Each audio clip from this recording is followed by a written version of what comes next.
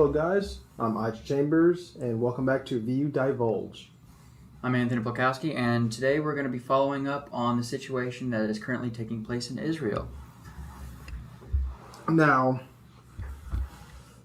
there has not been too many new developments. I mean, the bombing's still going on.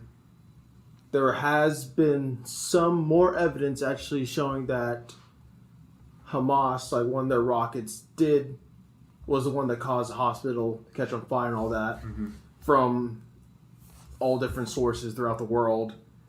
But we'll see.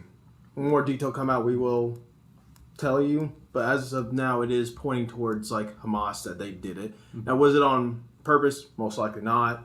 You've seen the rockets. The rockets are not. They're made out of water pipes, Yeah, right? They're not state of the art.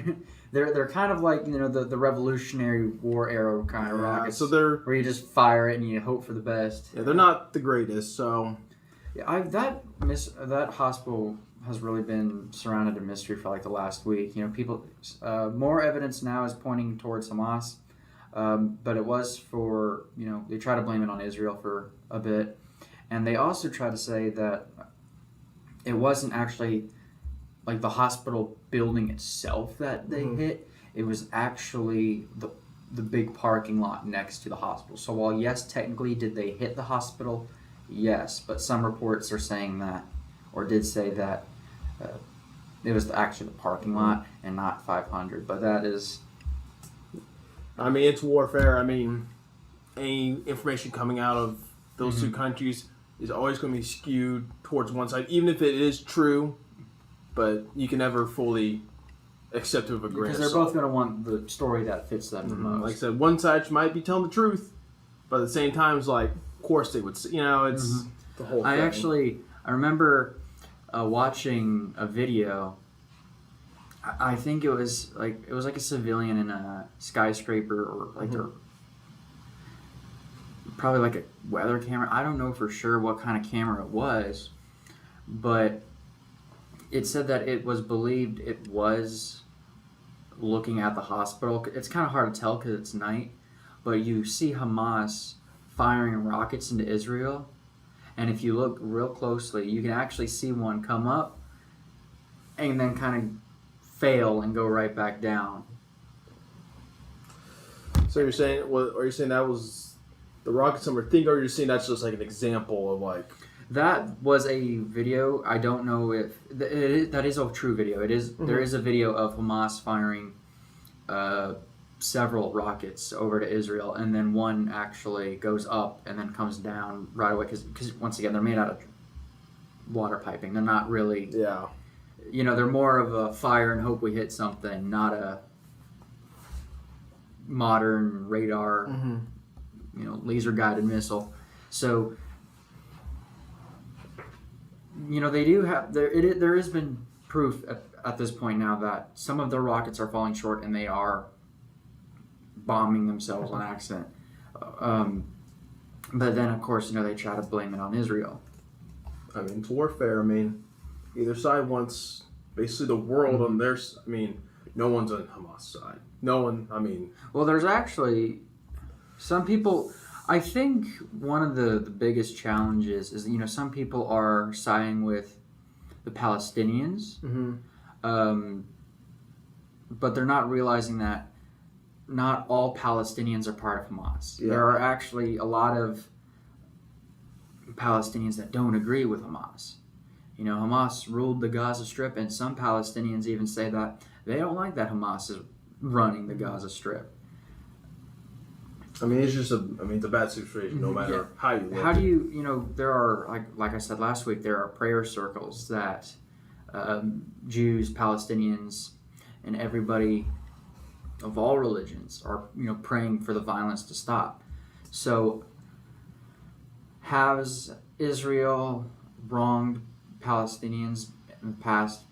Yeah, it's true. And Palestinians have wronged Israel, right? But what Hamas is doing, they're targeting civilians. That's their initial attack. and they're hostages, right? And I think they've taken several hostages, and you have to call them hostages because they're not prisoners of war. Because I'm pretty sure for you to count as prisoner of war, like prisoner of war and civilians fall under two categories under the Geneva Convention. So you cannot, purposely target a music festival, for example, full of civilians, right? Capture them, detain them, and then call them prisoners of war, because they're not military combatants. You weren't attacking military combatants, therefore, it's not an act of war; it's an act of terrorism. I mean, on that hostage thing. I mean, you saw that it was a hostage released. Some of them are being released, but what really got the media and all the news outlets and stuff like that really stirring is there was an older lady that thanked one of the members of Hamas. Yeah. When she was being released, and that whole basically they did some interviews with her, asking why'd she do that and all that. Well, apparently she said that soldier they've been treating her well. Like she said when she was first captured, I mean, she was being dragged through the tunnel, she was being flogged with a stick, but when she was there, the soldiers were treating her nicely, made sure she had food, water, things of that nature. And of course, it's kind of a PR problem for both Israel and the U.S. Of course, not every single thing. Well, and if you think about it, it also is for, not only Israel and the U.S., but Hamas too, because, you get stories like that where they release people, because now my first thought is, are they releasing the people that they got that were treated well or that they wanted to be released? There are other reports of women being released, but the men are still held hostage. So it's like you said, it's another PR battle, because you want each side is trying to show that they were the one that was wronged, right, and what they're doing is necessary. But Hamas, the group, they're targeting civilians. Yeah. And there really isn't I can't think of. It's kind of hard to call it an act of war, right, when you were targeting civilians. At that point, it's an act of terrorism. Yeah. But like I said, no matter you look, there's going to be people on either side. For Israel, for Hamas, or the Palestinians, but they kind of rope in Hamas into one group, even though they're both pretty much different, even though they're both Palestinians. The senior spokesperson for Hamas, apparently they told Israel that if they stop bombing, they will release all the hostages, which is I think the count got up to 200 plus hostages, also including many Americans. But they said that if they stop bombing, they will release the hostages. Now, there's been no real word on what else was told, with if they stop bombing, will be the time frame for them to be released, and just don't know yet. And the Israeli Prime Minister has said they will bring hellfire on Hamas. We've eliminated thousands of terrorists. So I think at this point, both sides really aren't willing to talk. Because Hamas wants them to stop bombing, because Israel has, backed by the USA, a much better air force, right? Yeah, So I think they're trying to eliminate air superiority in the region, right? They know that they cannot handle Israel alone. But like I said, we don't know what more was said in the deal, the time frame. All right, we stopped bombing for this long, because negotiations are always compromises got to be made on both sides for anything to really happen. But would be a set time frame of them not allowing them to be bombing? What's really stopping them once all the hostages are gone? All right, back to it. There was an incident like that in World War II during Operation Market Garden, where Germany agreed because the British were. Long story short, Operation Market Garden is still widely debated on whether it was actually successful or not, or did anything of any significance. But at one point, the British were getting the butts kicked, and Americans. And Germany agreed for a 3-hour ceasefire for everybody to withdraw their troops. But the moment that 3 hours was up, it was game on again. And I think that's might be what could happen here in Israel. Is we say ceasefire and everyone's like, hey, a ceasefire, and I'm like, yeah, but it only lasts 3 hours. So we need to get whatever in our country. We need to get the injured people out of here and get ready, right? Regroup, because they always say peacetime is just time to prepare for the next war. So if your enemy's not shooting at you, you're also preparing for him to come back. I mean, this whole situation. It's getting worse and worse. Like, I think the count they got from like Gaza from like the 2-week bombings, like 5,000 something people have been like killed at this point. I mean, that's only 2 weeks, and like I said, who knows how much longer it's going to keep going. So that number's just going to keep racking up. And purposely targeting civilians is a war crime, but the problem is for both sides. They're fighting in the middle of a city. Densely packed cities. How do you... you can do your best to avoid, hitting civilians. And I'm not saying it is ever right to bomb civilians, but when they're so densely packed in a city, you can't control. Once you detonate a bomb, it's not like you control what the shockwave does to the building, right? It's not like you can control where all that shrapnel goes. So, and the civilians are obviously going to hide in the buildings because, yes, the buildings are what's technically getting bombed, but you don't want to be in the middle of the street with all that shrapnel flying around. I mean, I think just to go off that, there was a Hamas leader, they traced him. I forgot how they traced him, but they launched a missile right on his building, killed him. But like I said, it's in the middle of the city, so buildings around it got damaged, and who knows how many people got hurt from that. But I mean, that's what comes with the problem. Like, how do you go about this? I mean, I'll be honest, I don't know. I really don't know how you go about taking out key military targets in such a densely populated area and city. You really just can't. Yeah, because you gotta think about this in the military's terms with that, and it's let's say there's a base the enemy's using as a weapons depot, right? But it's in the middle of Hamas has been known to keep their stockpiles in schools. So let's say this building is right next to a school, right?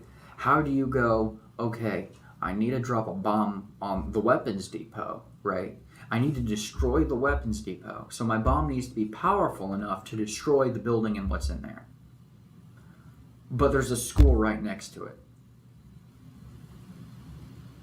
So I need a bomb that's going to be strong enough to destroy the weapons depot, but weak enough to where it's going to preferably not hit the school but cause a little damage. And if you think about it, it's a weapons depot.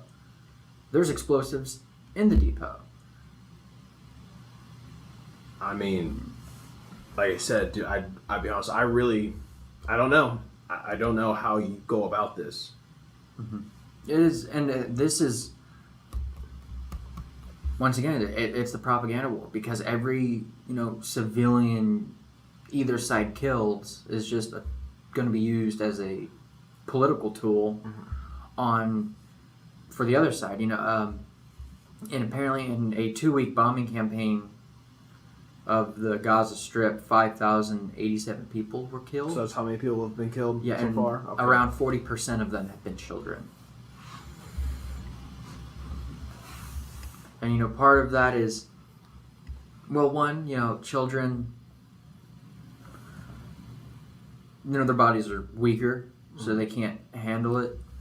Two, they fit in areas that, like, the smaller areas, which unfortunately, if a building is destroyed, that little corner you hid in is now where all the rubble's sitting on top of. And of course, once again, that's a huge PR thing with the children. Well, it's also a tragedy. I don't want to say that bombing civilians is only PR. They are tragedies each in their own right. And clearly, this is I don't really know how to explain it. Also kind of like a propaganda war we've never seen before, right? Because I wouldn't say we've never seen before. Going off topic a little bit, you got the war in Ukraine. Mm-hmm. True. Both of them doing war crimes, but they try to say, "Oh no, we're not doing it. They're doing it." Mm-hmm. Basically, get the rest of the world a little more on their side. Like obviously, if you saw, obviously Russia invaded Ukraine, that happened, all that. But you saw Ukraine committing a bunch of war crimes, like mass executing prisoners of war, stuff like that. That's going to turn some of the world, I want kind of favor towards Russia, because all this is stated through the Geneva Conventions, and the Geneva Conventions are basically, they are rules to war to stop unnecessary suffering. Mm-hmm. They are rules of war that you are supposed to follow. I think they had a few main goals, which were minimize human suffering, minimize collateral damage, right? Mm-hmm. And to minimize the overall length of a war. That's the main three goals of the Geneva Convention. And, they purposely say things like, you're not allowed to knowingly fire on a hospital, right? You are no longer allowed to purposely target and fire on a religious building, like a mosque, for example, right? But one thing I would like just to bring up is you have to look more into what I'm pretty sure we touched upon this last week. You have to look into what also the enemy is using the building for too. Mm-hmm. So, for example, let's say Israel bombs a mosque in the Gaza Strip. Well, the media would say that that's a war crime and against the Geneva Convention, right? You are not allowed to purposely target and fire upon a religious building. That is true, yes. However, what people tend to forget is that the rules of the Geneva Convention, a lot of them are written in such a way to where they can be, quote-unquote, broken if necessary. So if you're using a religious building as a command, like an HQ for your forces, or as a weapons depot, well, the Geneva Convention basically states, well, if they're using it for military purposes, they reject its... So that was a military... They reject its religious protection through the Geneva Convention, because in order for the Geneva Convention rule of you cannot target religious buildings, it has to only be used for religious purposes. Same thing with a hospital. You can only use it to treat the wounded. Which is also why you see, people form makeshift hospitals in a lot of religious buildings, is because both buildings are protected, because the wounded can't fight back. That's why they're in the hospital. But if you engage your enemy from a religious building, you no longer have protection against it. Now, if they fire on you, right, and you defend the wounded, that's one thing. But if you're, I don't know, let's say there's a bell tower and you have a sniper in there who is not on patrol, but actively, who's not looking out, but is shooting at your soldiers. Well, they are now using that building for military purposes and no longer have the protection. I mean, all this culminates to like every war is a PR campaign to get the rest of the world on their side. Like this whole, like I said, this whole thing's starting to really spiral out. Like even like I believe it was the Turkish president of Turkey. Like he even said that Hamas wasn't a terrorist organization, and obviously that caused many others like how can you say it? Especially Israel did not like that. But like I said, it's stuff like this. It's getting, the more the line blurs, the more, I'm not gonna say like switch, but you're getting like, man, like is that reasonable? Should you really be doing that? You're not helping the situation, which that's what many are saying Israel. Because sometimes it's not helping the situation. Because sometimes it's not about winning or losing. It's kind of like with propaganda. It's to put doubt, right? To put doubt that, well, maybe, right? Because that's what they're trying to do.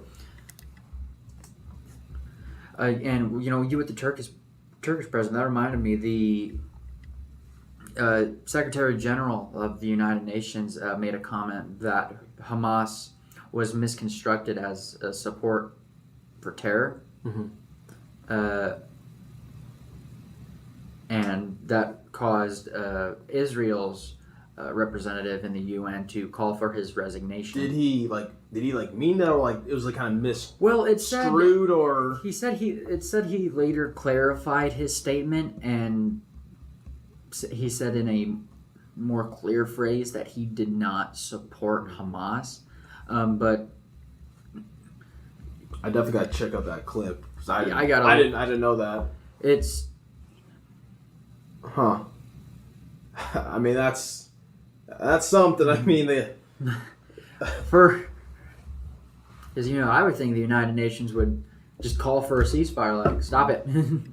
Well, but then to go ahead. Just to then go ahead and say that they were misconstructed as support for terror. But when you're targeting civilians, right? That's another thing people tend to forget is pretty much on the very first day, Hamas was targeting civilians. No doubt, yeah. A vast majority of their targets were civilian targets. And they captured like police officers and executed them. So it's hard to say that it, like I said earlier, it's when it's a war, you're targeting civilians. This is a terrorist attack if you're targeting civilians. I think actually this has happened recently, but like civilians, obviously this bombing campaign, I mean, it is destroying their lives, and like I said, food, water is low in there. But Israel has agreed to open up a corridor to allow humanitarian aid from other countries to go into Gaza. So I mean, that's good. I mean, I was concerned about it last week because like I brought up, Hamas had been using water pipes to fire, to make rockets to fire out Israel, and even in humanitarian aid packages. Like before the pipes are even in the ground, they take them and make rockets out of them. So I was really skeptical if Israel would agree to a humanitarian aid corridor, because if you're just using the humanitarian aid corridor to then turn that stuff into rockets, we're not gonna open it because you're not using it for humanitarian aid. So I wonder if it's possible Israel might be screening what's coming through. Like if they open it up and see pipes, wires, and all this stuff, they're gonna go no. Yeah. But if you open it up and it's just bottles of water, they'll be like, okay, go. Like I said, the European Union trying to send stuff. The United States is sending stuff. Like the other Middle Eastern countries around Israel is sending stuff. Which is good. But I mean, the reason they didn't allow that at first was because like, what's really stopping Hamas from just taking these? And another thing you have to think is, humanitarian aid is, good because the countries who send it, well, a lot of people who send it, they're sending it there to help the civilians. That's really what they're sending the aid for. That way, you can use your country's resources to fight the enemy, whether you're Palestinian or Israel, right? You can use your team's resources to fight each other, but let us handle the civilians who aren't involved, right? But, some countries, they're probably going to want to take a side for political talks later down the line. So some of their aid is probably military aid. And that, is obviously only going to escalate and prolong conflict, right? Because it is, a lot of wars end when one side or both sides just run out of resources. And they go, we can't continue the fighting anymore. I did hear that the U.S. has moved a carrier, some destroyers, and a unit of Marines. I think it was like 2,000 Marines. Yeah, in the area. And they were retracted from a military exercise, and I don't remember the word they used. Were sent to patrol the Eastern Mediterranean, which that's where Israel is. So, and I'm pretty sure America has even helped shoot down rockets coming into Israel. Well, I mean, granted, I'm pretty sure a lot of their technology that makes up their Iron Dome came from the U.S. I mean, Israel and the U.S. are basically hand in hand, really. Like, I mean, there's U.S. is backing Israel, no doubt about it. Now, how much they will be backing, like, that is to be seen. Are we providing just humanitarian aid? Are we providing food? Are we handing them water? Or are we handing them rockets? I'll be honest, we're probably doing that. Well, probably. Well, my thing Well, is because if you think about it, the Department of State labeled Hamas as a terrorist group, as a foreign terrorist organization. So it is possible we're sending them weapons, and I have no doubt that we probably are, because to us, they're a terrorist group. like I said, I don't know how far this will go. Like, we'll get to the point where we'll be taking like boots on the ground. Like I said, that is to be seen. I did hear a few days ago that Biden did say a statement saying we will not put troops on the ground. Though I don't know, with how everything's playing out, I don't know how true that is, and I'm pretty sure there's... Things change on a dime. Yeah, they change on a dime, and there probably is a plan to, though I don't know if, because during war you plan for everything, right? So there probably is a plan to put troops on the ground. It doesn't mean we're going to execute the plan, but we have a plan. Just in case. I'll be honest, I'm not trying to personally, like, this is all my personal opinion, I don't think the U.S. should send, like, boots on the ground. And it's for a number of reasons, and the main reason I believe, like, you can disagree. You want to, like, conversation between two of us. You can disagree, no problem. But I believe we shouldn't get involved because it is such a nasty situation. Because, I mean, you already see Israel's on a lot of shit's being thrown at Israel now, like, they've been bombing civilian, or bombs and copping, civilian structures, killing civilians. That dirt is starting to get on their hands. And I don't think the U.S. getting that dirt on their hands will make it any better. Yeah, so you're taking the stand of, like, if Israel fires a rock, let's say they were the one that hits, they were the one that hit the hospital, let's say that. Well, then, the media and Hamas is going to go, look, Israel targeted a hospital with a U.S. missile. If they do something bad, that's going to come back onto us. Because we provided them with the...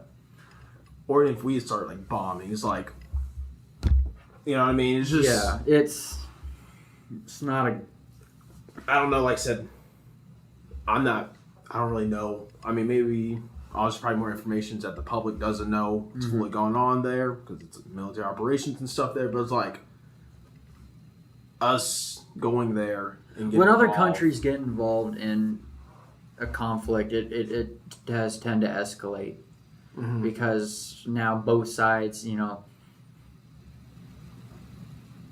United States is doing it for their partner with Israel, and other countries are helping Hamas because either their beliefs or they want a political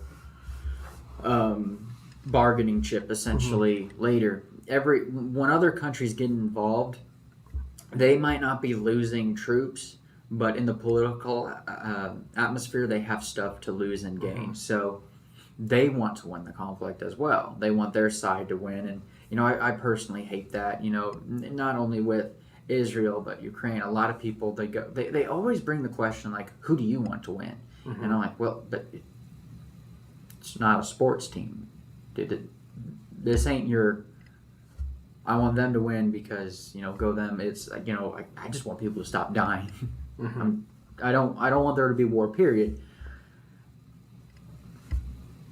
But when countries get involved, it escalates. It escalates because then they help them. They provide food and arms, and then other countries get mad at the other countries supporting them. So then they start supporting, and now they're fighting as well. And then who knows? It just snowballs down from there. Turns into like World War III. I mean, World War I, World War II, same thing. Yep, Small conflicts draws in more people. Global conflict. Yeah, they say for World War II, it started with.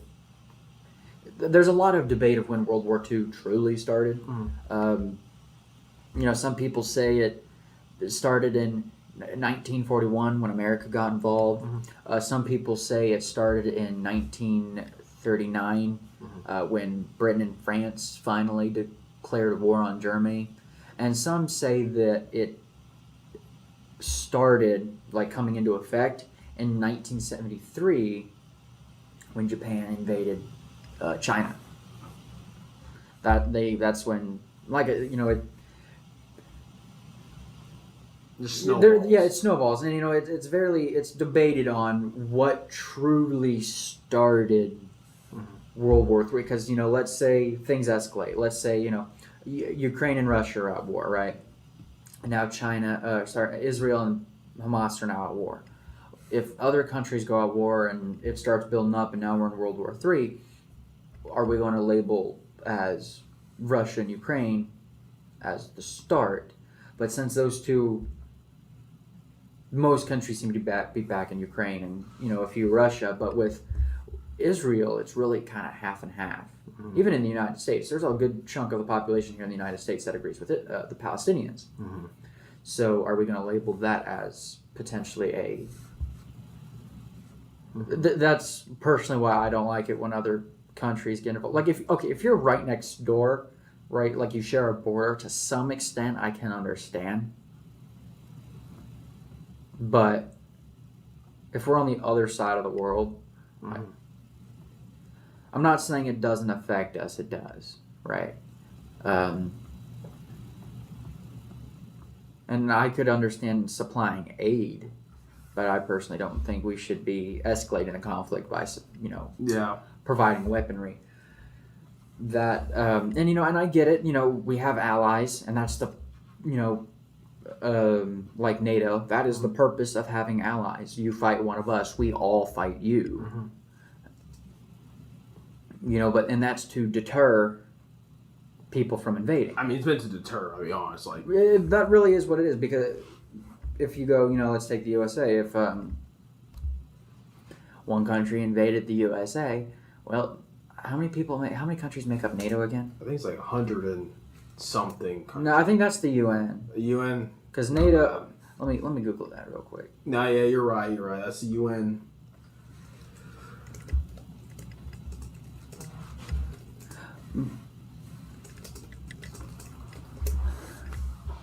There are 31 member states. 31. Yeah. You were a little off there. just by a minor bit, Yeah, so if you invade America, for example, you're going to have 30 other countries go. And what a lot of people don't realize is NATO, the sole purpose was to combine several armies into one big army. Mm-hmm. There is actually a standardization of everything, from trucks to even bolts used for those trucks. Mm-hmm. There is a standard on everything, because that way the logistics is easier. Just to make it simple, that's why a lot of weapons in the United States military shoot the same ammunition. Mm-hmm. It's not because this ammunition's cheaper or it's more powerful or whatever. The main reason you have everybody share the same ammunition is because that way, during conflict, you don't have to go, okay, this group has this group has this type of ammunition, this group has this type of ammunition. It's everybody gets this type of ammunition. Mm-hmm. So, and that's what NATO is kind of for. It is kind of to make sure that everything is standardized and everything is that at the moment's notice we can turn 31 armies into one big army. But we're getting off topic, and that's a conversation for another day. But I mean, I'll be honest. I think that's kind of about it for like current events that's going on in like Israel and stuff. No real other. at this point, developments. it's tragic. And it is. And at right now, I think it's at the point where everybody has taken their side. Mm-hmm. We are now in full swing of the conflict. Right? It is. It's gotten to where it's probably going to be until the end of conflict, until talks bring it down, if we even have talks, because wars have sometimes lasted 100 hours, wars have sometimes lasted 100 years. Yeah. So we will definitely keep the viewers notified should any significant events take place, and we will definitely be monitoring the situation. Yeah, I mean, like I said, we'll update you guys on anything new that comes up or any major events that occur in the conflict in the Middle East. So do tune in next time. Are we doing a cold case next time as well? Included? I believe one of our members is wanting to do a cold case. We're still looking into it, getting the exact details, but we think we have a good one. Okay. Well, I mean, like I said, tune in next time. We will bring you another update on the conflict in the Middle East and for a cold case. That will be something to talk about. It'll be pretty interesting. All right. See you all next week. Appreciate you guys showing up.